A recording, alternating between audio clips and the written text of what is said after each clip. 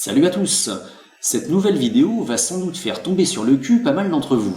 En tout cas ceux qui n'ont pas eu le temps de prendre du recul sur les informations que nous donnent les médias de masse. Or, comme vous le savez, depuis quelque temps, ces médias de masse essayent de nous faire croire qu'il est impossible que le Covid-19 ait pu être créé en laboratoire.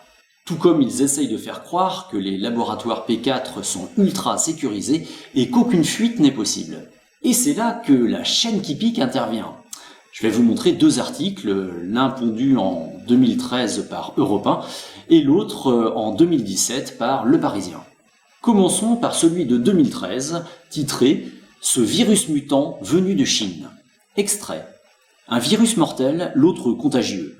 En mélangeant les caractéristiques des deux virus, les chercheurs de l'Académie des sciences agricoles chinoises et ceux de l'Université agricole du Gansu ont créé une véritable machine à tuer. D'un côté, le virus H5N1, mortel dans 60% des cas d'infection, ne peut se transmettre d'humain à humain et a fait 374 morts sur 628 personnes contaminées depuis 2003. De l'autre, le virus H1N1, hautement contagieux.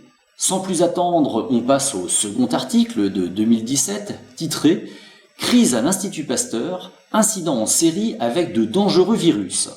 Extrait.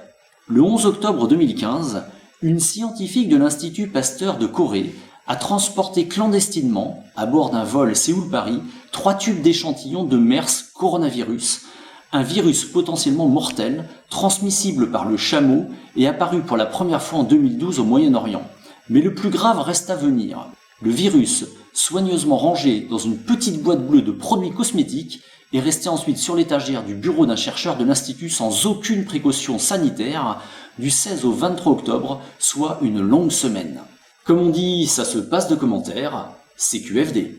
Pour finir, n'oubliez pas de liker cette vidéo, de la partager, d'y laisser des commentaires, de vous abonner à ma chaîne et de me soutenir financièrement sur mon compte Tipeee. Sur ce, je vous souhaite une bonne journée.